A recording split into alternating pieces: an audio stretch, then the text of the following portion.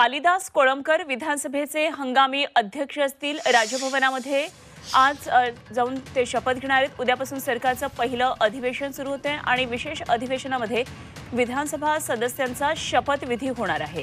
तेव्हा कालिदास कोळंबकर हे विधानसभेचे हंगामी अध्यक्ष असणार आहेत।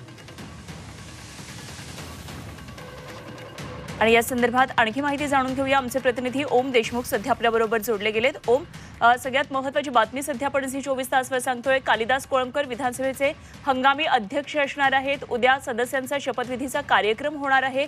काय नेमकी या संदर्भातले आणखी तपशील?